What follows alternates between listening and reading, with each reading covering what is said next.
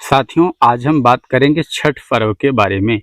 जैसा कि आपको पता है कि छठ पर्व भारत और नेपाल में मनाया जाने वाला एक प्रमुख सूर्य उपासना पर्व है। यह पर्व मुख्य रूप से बिहार, झारखंड, पूर्वी उत्तर प्रदेश और नेपाल के तराई क्षेत्र में बड़ी श्रद्धा और भक्ति के साथ मनाया जाता है। इस पर्व के महत्व की अगर बात करें तो छठ पर्व सूर्य देव यानी कि भगवान भास्कर और छठी मैया उषा या प्रकृति देवी को समर्पित है। यह पर्व सूर्य की उपासना कर स्वास्थ्य, समृद्धि और संतान की दीर्घायु की कामना के लिए किया जाता है। छठ पर्व मनाया कब जाता है? कई बार ये प्रश्न आपके परीक्षाओं में भी पूछ लिया जाता है। यह पर्व कार्तिक मास के शुक्ल पक्ष की षष्ठी तिथि को मनाया जाता है, यानी कि दीपावली के छठे दिन। कई स्थानों पर चैत्र मास में भी चैती छठ के रूप में इसे मनाया जाता है। छठ पर्व मुख्यतः 4 दिन मनाया जाता है।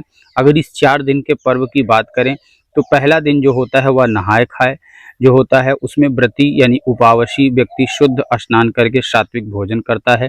दूसरा दिन खरना के रूप में मनाया जाता है, जिसमें पूरे दिन व्रत रखा जाता है और शाम को गुड़ चावल की खीर और रोटी का प्रसाद बनाकर चांद को अर्घ्य दिया जाता है। फिर उसी प्रसाद से व्रत खोला जाता है। और तीसरा दिन जो होता है वह संध्या अर्घ्य के रूप में जाना जाता है। इस दिन व्रती निर्जला व्रत रखकर शाम को अस्ताचलगामी सूर्य को अर्घ्य अर्पित करते हैं। घाटों पर बहुत सुंदर सजावट होती है।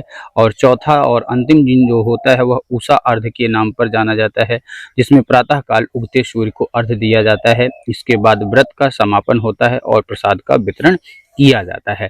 अगर हम बात करें कार्तिक छठ पूजा 2025 के तिथियों की, तो 25 अक्टूबर शनिवार को नहाय खाए, 26 अक्टूबर रविवार को खरना, 27 अक्टूबर सोमवार को अस्ताचलगामी भगवान भास्कर को संध्याकालीन अर्घ्य, 28 अक्टूबर मंगलवार उदीयमान सूर्य को प्रातःकालीन अर्घ्य अर्पण किया जाएगा। और इसमें प्रसाद के रूप में देखा जाए तो बहुत महत्व, जिसमें ठेकुआ, गुड़ और गेहूं के आटे से बना व्यंजन, चावल के लड्डू, केला, नारियल, सिंघाड़ा, नींबू, गन्ना आदि फल, गुड़ और दूध से बने पकवान मिलते हैं।